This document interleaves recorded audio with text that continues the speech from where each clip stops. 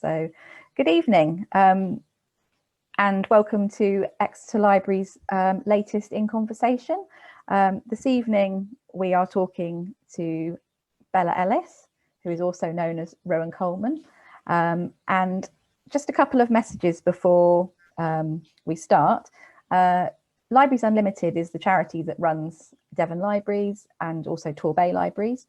And we're currently raising funds to get a new mobile library across the South Hams and West Devon. This mobile reaches 80 rural communities, so it's a vital lifeline for its residents.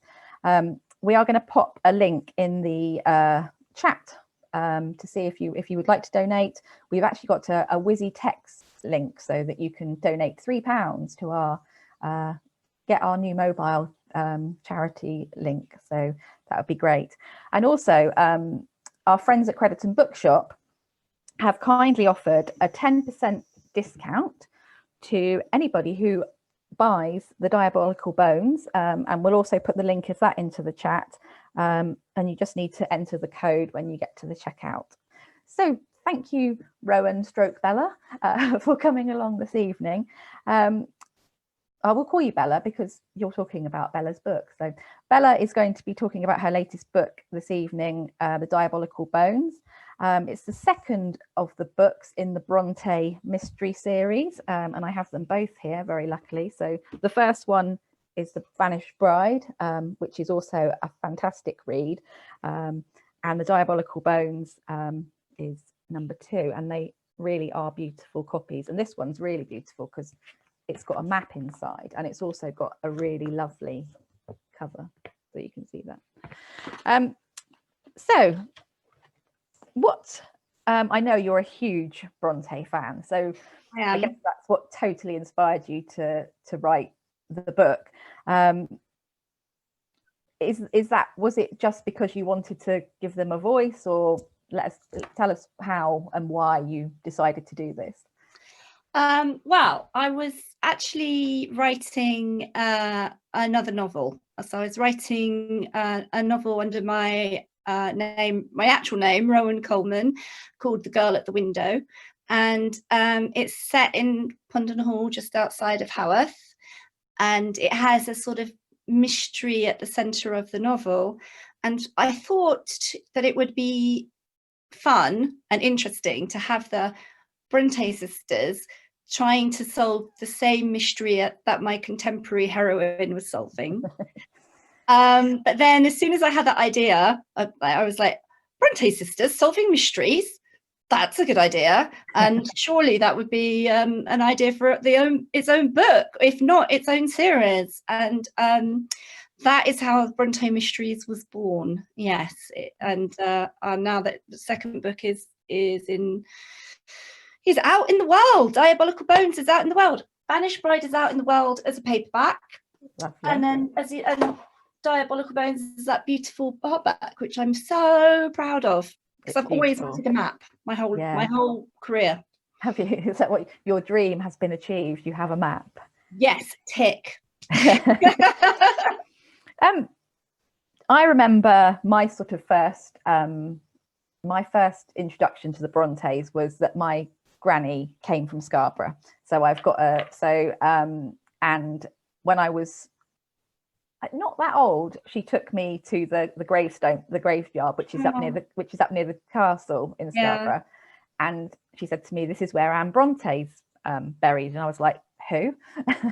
And I, back in those days, you didn't have Google to go home and have a look up. So I remember then a little while later coming into contact with Jane Eyre, which I read and loved.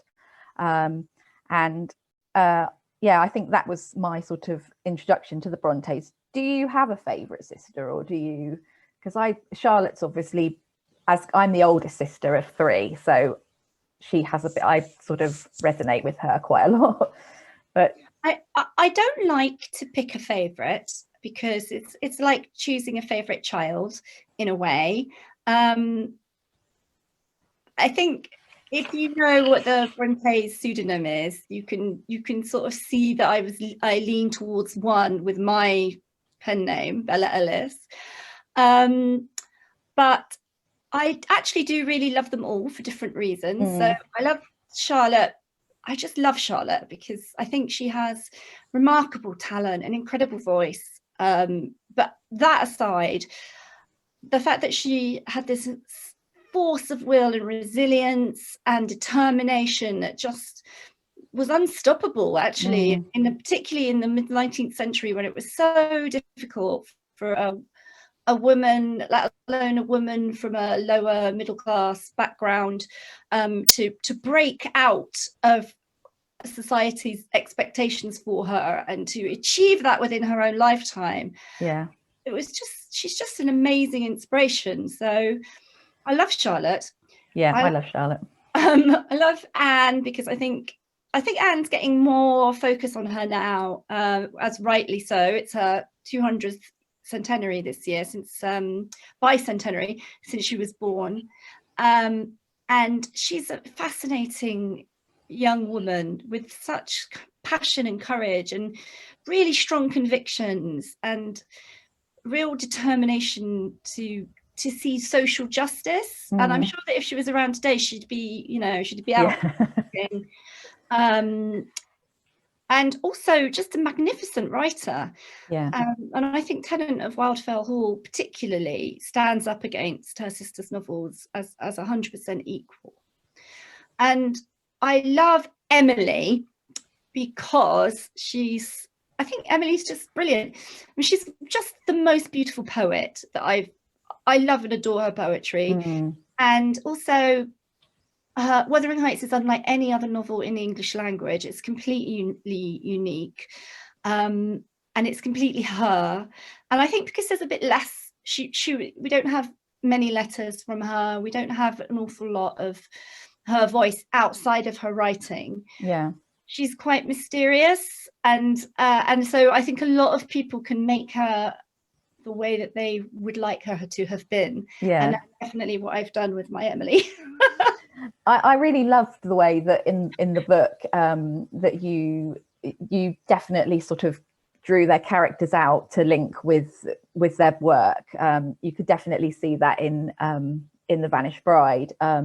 And I really loved that. I loved, Emily off on her little sort of wistful track, and I loved the supernatural sort of element that she brought to the book. And I really loved the I was going to say women at the window, girl at the window. Girl at the window, yeah. I loved that. Yeah, I really loved that book. And I know several of my friends really love it as well. But yeah, I'd not, because I'm afraid to say that I don't like Wuthering Heights. I'm sorry. I'm sorry to everybody out there who loves it, but I just... Yeah, it's a difficult book. It's a Marmite book, Marmite book, you love it or you hate it. And a lot of people come to it expecting a romantic novel. I think, and it absolutely is not a romantic novel by any stretch of the imagination. It's very dark. It's a very dark novel about being a sort of obsessive passion that is incredibly toxic and unhealthy. So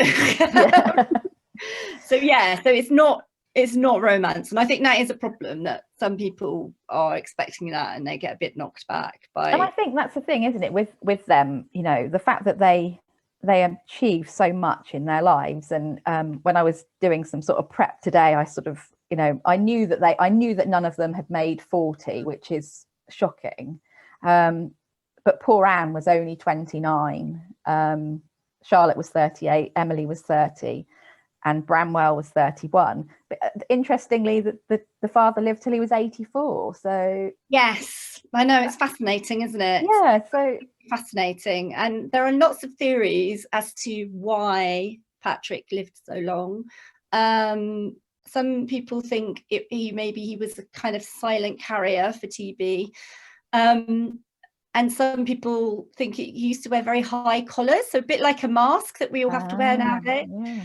But actually, I think it's more likely that, Charlotte getting married and becoming pregnant was what did her in, bless her. Yeah. And for Branwell, alcohol. Yeah.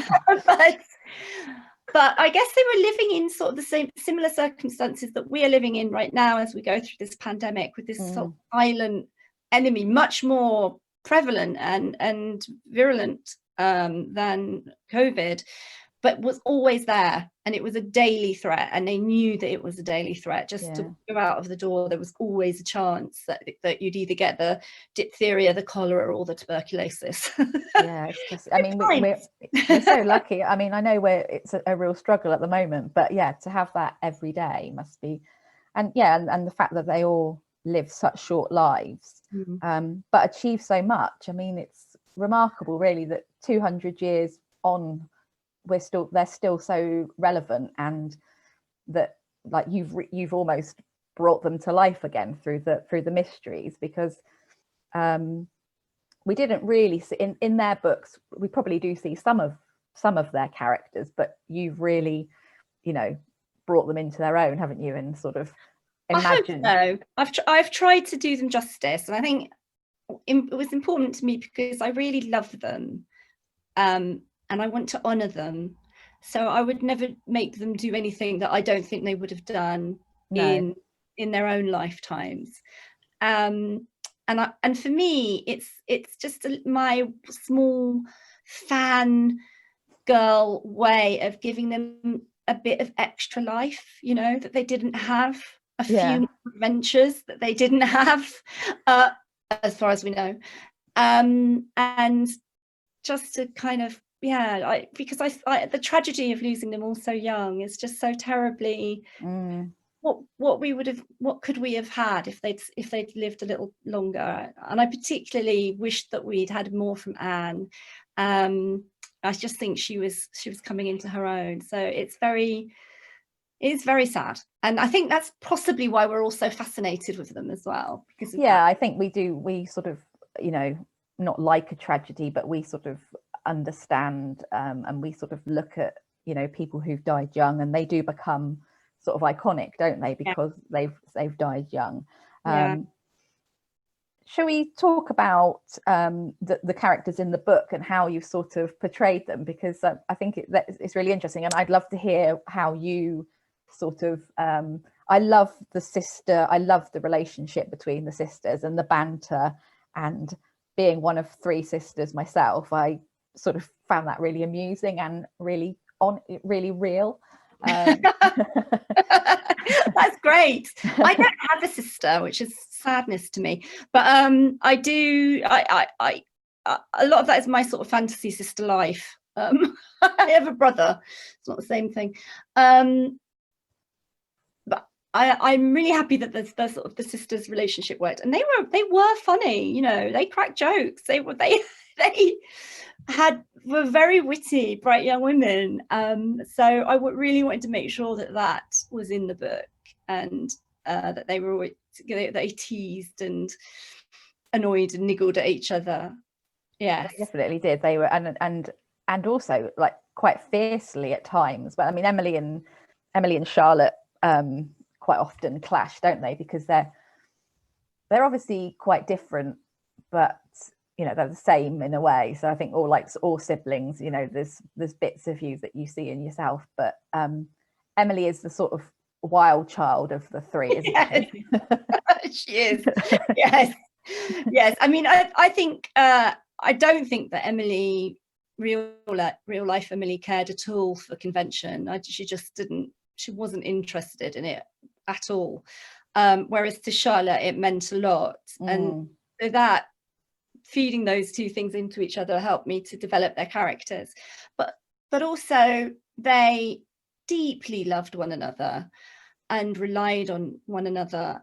Particularly, I think, Emily and Charlotte, because they had the whole Brussels adventure as well, and they travelled a lot together. And I think that they were pretty close. And what the great sort of sadness, I think, that isn't in the books, but it's just sort of around them, is that, at the beginning of the first book of the Vanish Bride, they're walking around the table discussing their ideas, which is what they do in reality.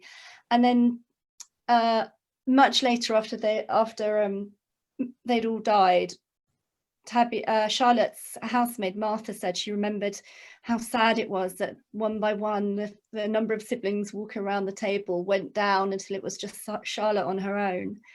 really sort of struck home with me and made me sort of really want to bring that close-knit family to life. Because they loved Branwell as well. He drove them nuts, but they loved him. Yeah, I think that what you just described there, which is pretty much the first chapter, isn't it, in the Diabolical Bones, is Charlotte on her own, reflecting on that loneliness. That really, I was like, oh, this is really sad.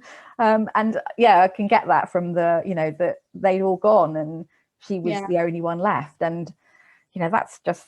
Yeah, but I think that first chapter was really that really sort of affected me in the that there was that sense of loss. You could really feel it, which it was so sad to be at 38 and have lost all your siblings.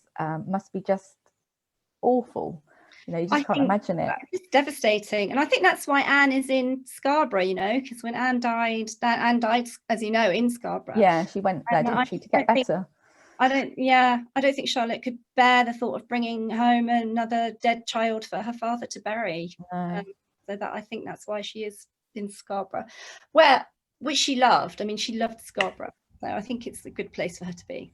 Yeah, I think I love that because I spent pretty much every summer in Scarborough as a child.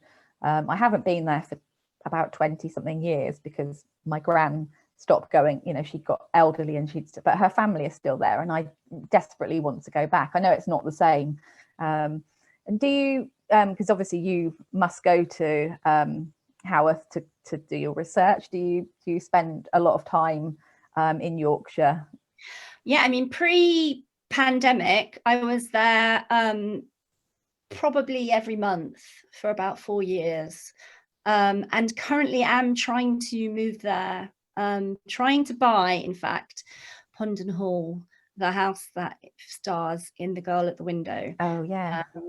And it's quite a challenge, but getting there slowly but surely. Wish me luck. Oh, wow, that would be so cool. That would be, is that your dream? That's absolutely my dream. Yeah, absolutely my dream to live in that house, which I love so much and has such a rich history, but also which has such a strong Bronte history, was visited by the Brontes and inspired parts of Wuthering Heights.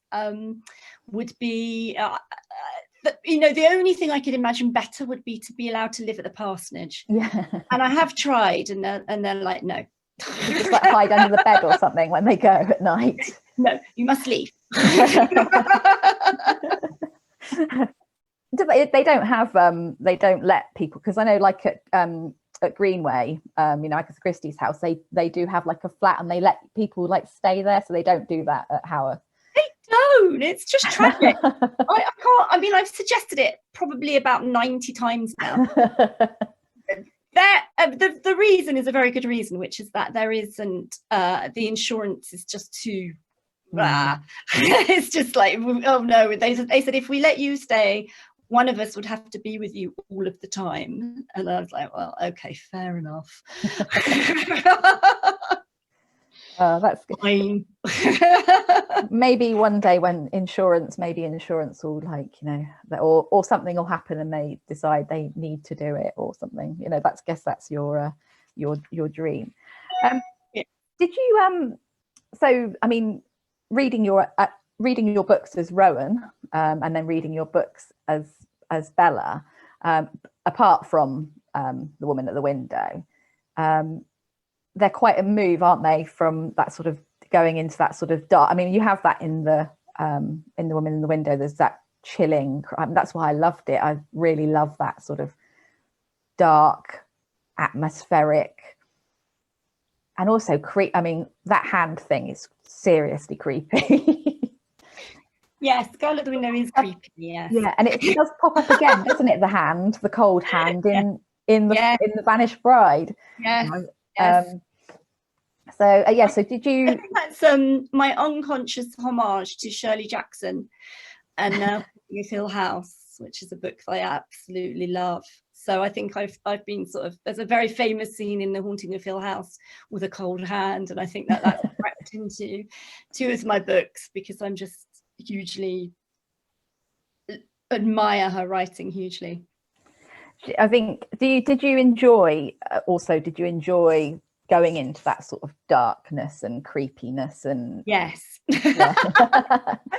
I'm basically a middle-aged goth. So I mean, look, I'll just show you my crow lamp. Come here. This is my crow lamp that I have on my desk. Oh, that's lovely. He's called Edgar Allan Crow. So for me, you know, I love Gothic fiction. I mean, the Bronte novels are very dark, actually, and they often have that sort of paranormal flavour. And I love Frankenstein. I love Gothic Victorian fiction. And so for me, it's just pure joy to immerse myself in that sort of world. And I love every minute of it. I mean, it definitely, I think, like you say, the novels are dark, aren't they? I mean, Wuthering Heights is very dark. Jane Eyre is very dark. You know, they're not fluffy. They're not, I mean, I think cool. And I'm rereading Jane Eyre at the moment. I'm reading it daily at lunchtime on my Instagram, and I always kind of forget actually how much it's influenced me. And I think there are particular scenes from Jane Eyre. One of them is when Jane's locked in the Red Room and she's afraid that her dead uncle might come back from beyond the grave to visit her. And I first read Jane Eyre when I was about 10 or 11. And that scene has influenced my interests and my love of ghost stories and Gothic fiction so much that, you know, I had to feed that back into these novels because it began with Jane Eyre. Yeah, I think mine definitely began with Jane Eyre. And I've got a question actually from Sammy that says, you seem to have a very Gothic Victorian sense of style, which I think we can all agree. Yes. What came first, your interest in Victorian or interest in Bronte? I think interest in Brontes came first, definitely. And I think my interest in sort of Victorians, for a long time, I just thought, oh, Victorians, so boring. They never did anything interesting, so good and religious. And but then the older I got, the more Victorian literature I've read, and the more I found out, and the more history I've delved into. And of course that's not true. You know, they're absolutely fascinating people living at a fascinating time, just the same as you and I, you know, human beings, just in a different setting. And the more I learn, the more I just love that era. I just love it, that whole century. I wouldn't want to live there because No. you know, disease, no right to and childbirth, not great. But I'm absolutely fascinated by it and do like to pretend that I am Emily Bronte quite a lot. I guess in some ways you have the best of both worlds, that you can go back to it, but you don't have to have the dodgy childbirth, the sort of the illnesses, and so we have that sort of you know, I can't think of the word, but you know, that ability to do that, and also all those things. So I loved in the books how they're quite naughty, aren't they? For like, they're very ahead of their time and they push every single boundary. Yeah. And they did, in a way. And I guess your books allow that to be even more, because, you know, obviously we don't know that they weren't detectives, but, you know, I guess there's no evidence. But there's no evidence that they were amateur detectives, but there is also no evidence that they weren't. So. Exactly.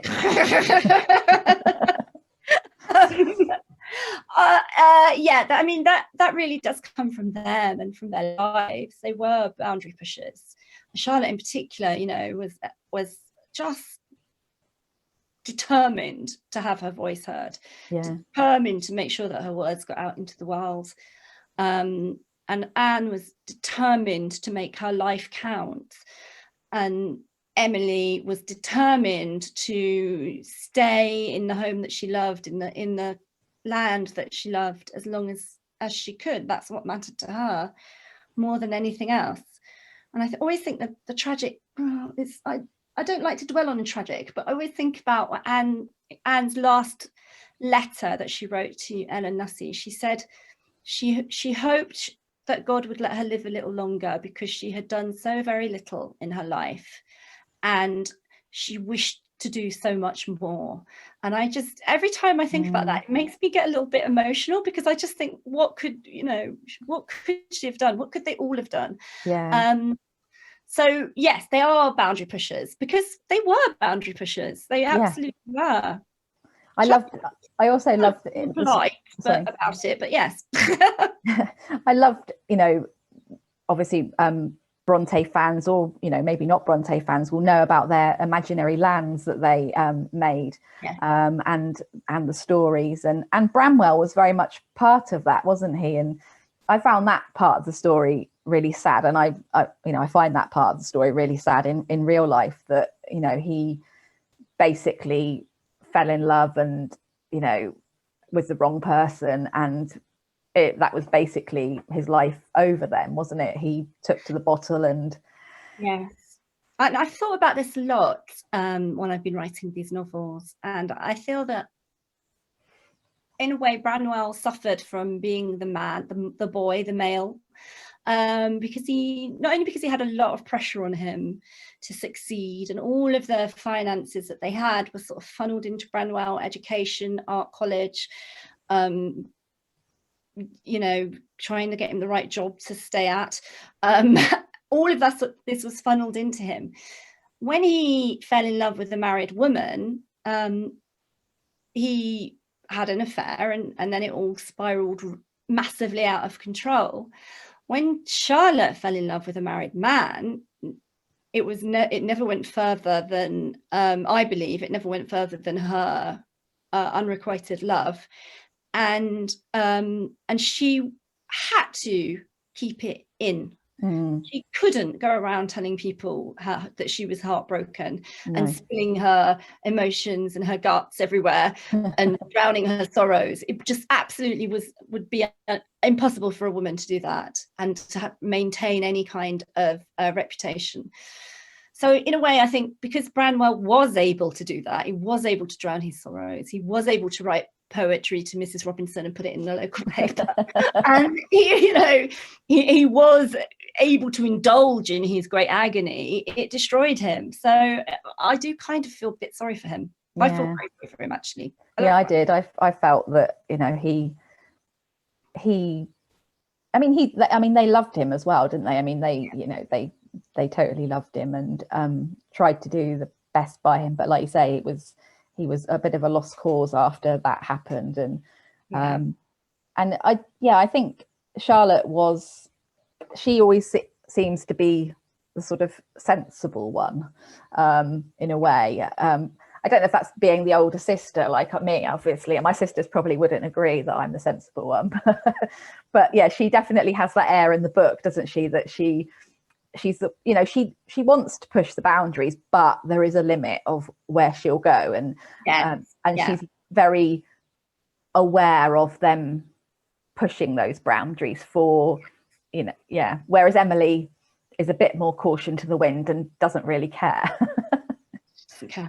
I think so Emily, she's worried. Charlotte's very worried about how things look.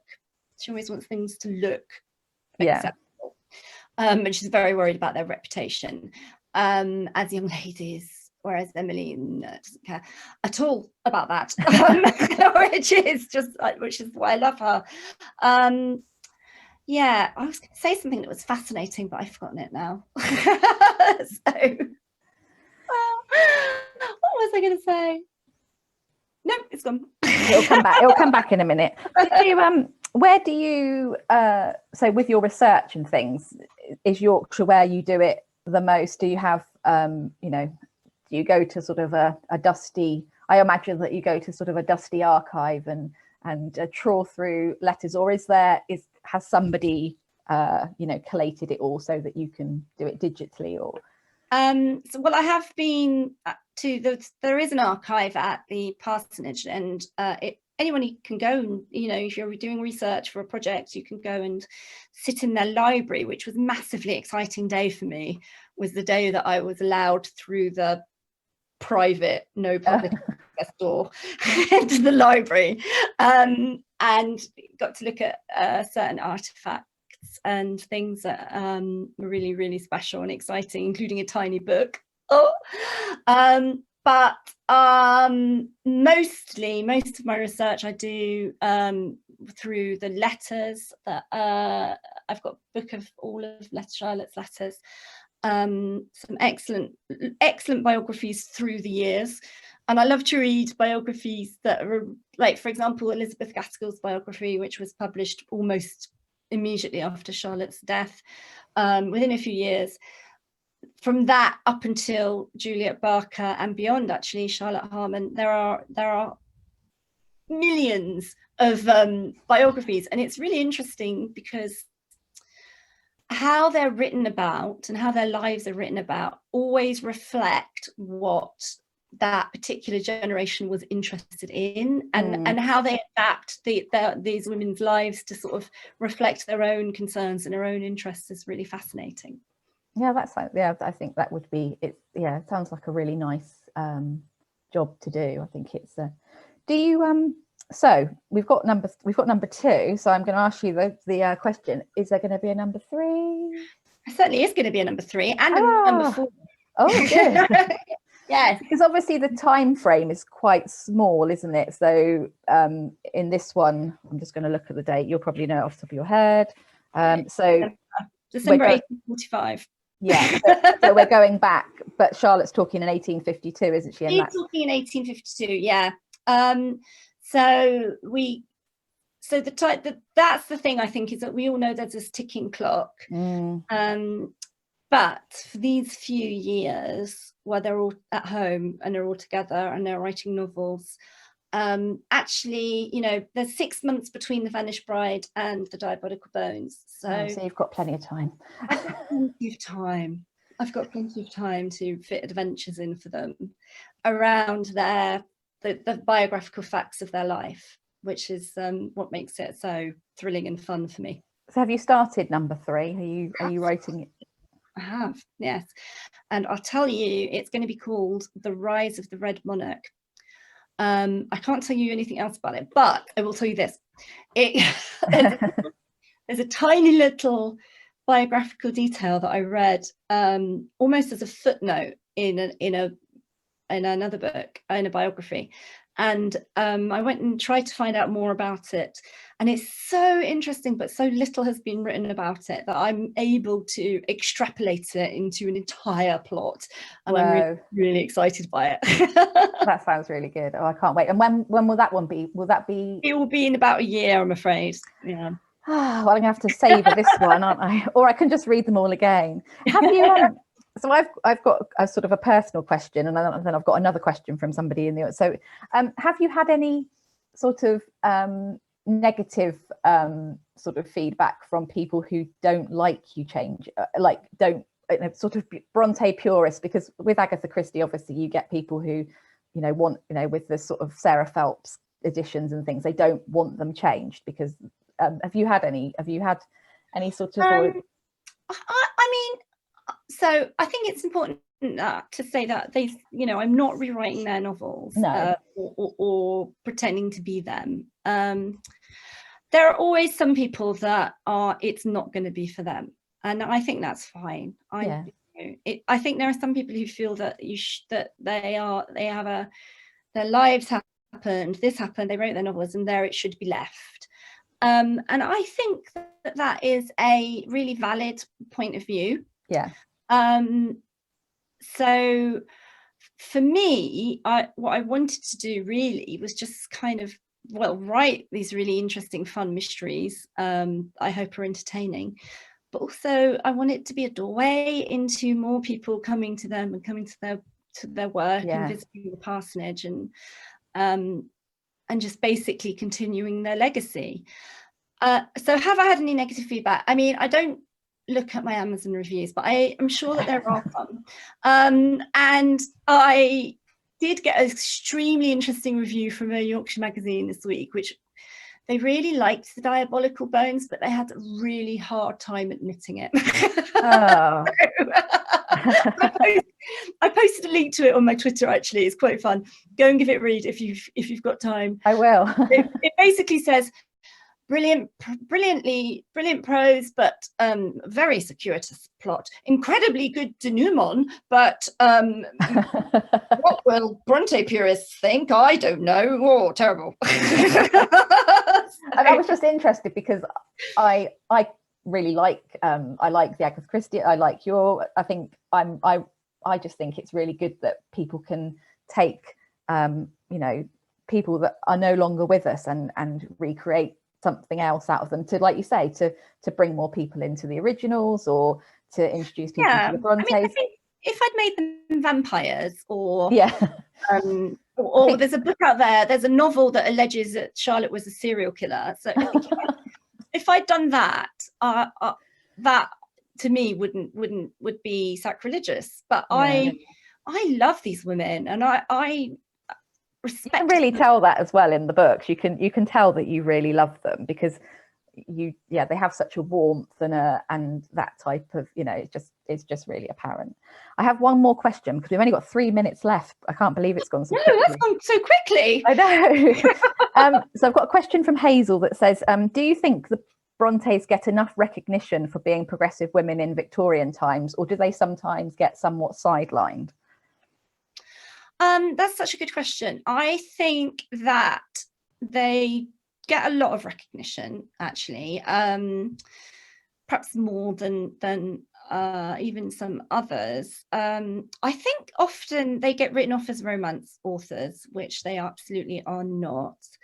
I think Charlotte has a huge amount of recognition for the sort of revolutionary nature of Jane Eyre, and how she really reinvented that sort of first person narrator novel. Emily's recognition, Emily gets a lot of recognition for Wuthering Heights, and I think she also has achieved a sort of mystical status amongst young women. And I think there's still work to be done. I think Anne's the one that I'm the least familiar with, apart from the fact that obviously I know she's buried in Scarborough, but I'm least familiar with her, and I am going to. You've definitely inspired me to think more about to read more about her, and so you've definitely converted one person into to finding out more about them. And I love the Brontes, I do, and I remember reading Jane Eyre like you. I was probably about 11 or 12, and I just remember those the first sort of scenes of when she goes into the house, and then rereading them later on, and I read them when I was a mum, and just thinking how awful they were. And I didn't feel that when I was sort of 11 or 12. I knew they were bad, but when I reread them, they are horrific. I mean, it's really is unflinchingly awful. Yeah.